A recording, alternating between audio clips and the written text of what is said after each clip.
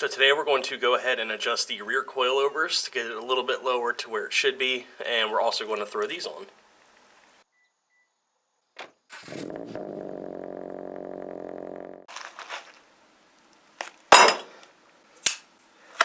So what we have here are 8mm spacers for the rear, just to kind of space the rear out a little more. So we'll go ahead and we'll take a quick peek and see what these look like. So there we go, just little universal, should be for 5x100, at least the Amazon ad said. Kind of a weird spacing. I haven't really seen too many people selling them, but they seem pretty sturdy. That's a little janky though. So yeah, we'll go ahead and get these tossed on, take a look at the ride height, and get it all situated.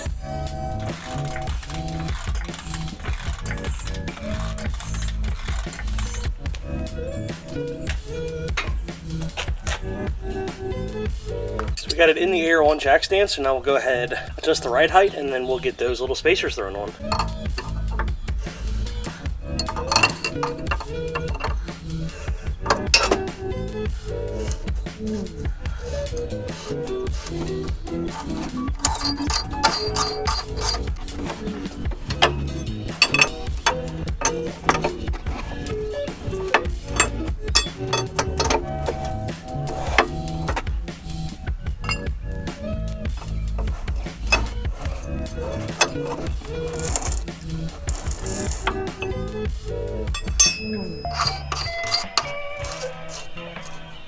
So I don't know about these spacers. I don't think the half-centric ring is going to actually be able to make contact, which I don't like. I don't know, we'll see. We'll put them on and see what happens, but I don't think I'll be using these, honestly.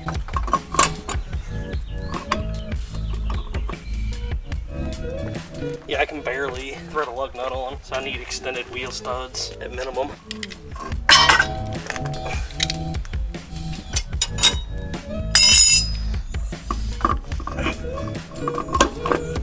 See, that's a lot more stud.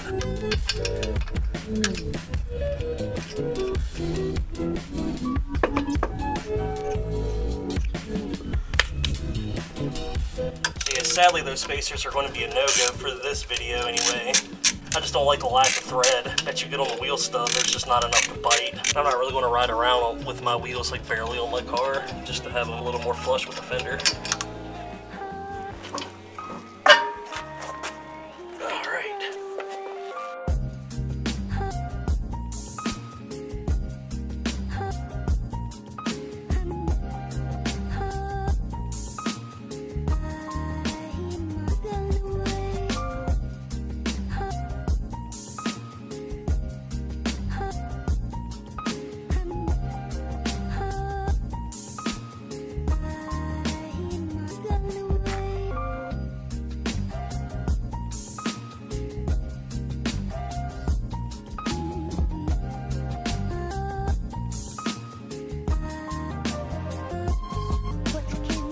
So we got that one adjusted.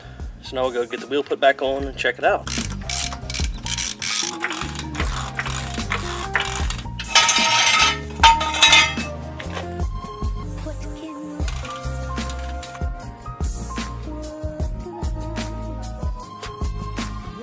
For the wheels, we want 89 foot-pound. There we go, 90's close enough. It's a shame about these. I kind of wanted to space that out a little more, but that's definitely not going to work for me currently. So we got the wheels lowered a little bit at least, which some I've been wanting to do for a while, but it's just been too cold. They could drop a little more, but whatever, it's not as bad as it was at least. So I figured since the spacers didn't work, we'll talk a little bit about the coilover system itself. Because I did say in the install video, which if you didn't see that, go check that out, that I would do a little bit of a review on them. So we'll go ahead and we'll talk about that. So yeah, the ISR Coilover, since I've had them, have been pretty fine. They ride really smooth, both stiff and soft. On the soft setting, they're pretty close, if not almost identical to the factory ride spec. Bumps aren't really much harsher or anything like that. Definitely in the harsher mode, obviously, you're going to lose a lot of comfort there, but it drives a lot better in that stiff setting for sure. Not something I would recommend dailying with. Definitely keep that on the soft. But for spirited driving and autocross stuff like that, the stiff setting is definitely where it's at for sure. The adjustment on the coilovers is really simple, as you saw. Just take the wheel off, unlock the ride height screw thing at the bottom and then just drop it. If you want to adjust the spring rate, you loosen the bigger bolt that you saw, or like the bigger nut thing, and then you'll be able to drop the spring rate if you raise the spring rate. So that's kind of nice adjustability, and it does have adjustable top hats as well for camber, which I just have it set to how it came. I don't have like a ton of negative camber at the moment because I don't want it. Maybe if I do any drifting in the future, maybe, you know, use that to set it to like -3-ish, like you normally, most people would kind of set camber to when drifting. I haven't noticed any real change in like the quality of ride over the time I've had them. I haven't had them for like a year or anything, but for the short duration I've had them, they've been the same as day one. They're a super simple installation process. If you didn't see that video, check that one out. There's an install video on the channel of us kind of putting the coils over, which kind of cover really any coilover system. Pretty simple, you know, 4 bolts, 6 bolts, 5, 6 bolts, and then 3 bolts in the back. Maybe a few more, maybe a few less. The ISR's coilover system is super cheap in comparison. At least when I got them on sale for $550, I think they're normally about $800 or so, maybe $850. I'd recommend them currently. I haven't had any issues. We'll see over time if that recommendation may change, and if it does, I would of course let you guys know. But for now, definitely would, if you could find them on sale like I did, I would definitely give them a big thumbs up for that. So that's really it. We got the coils adjusted. We tried the spacers out, but they didn't work out in our favor, sadly. The wheel stud, you just have like a little hair of ability to put a wheel lug nut on, which I'm not riding around like that personally, but I'm not about that life. Yeah, so we might get some extended wheel studs in the future to do that. Maybe not, maybe, I'm not too sure.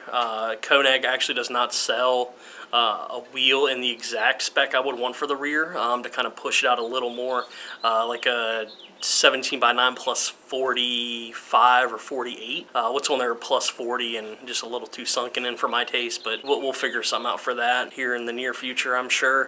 As always, I'd like to thank each and every one of you for watching. If you'd like to subscribe for more mediocre content, please do, and take care.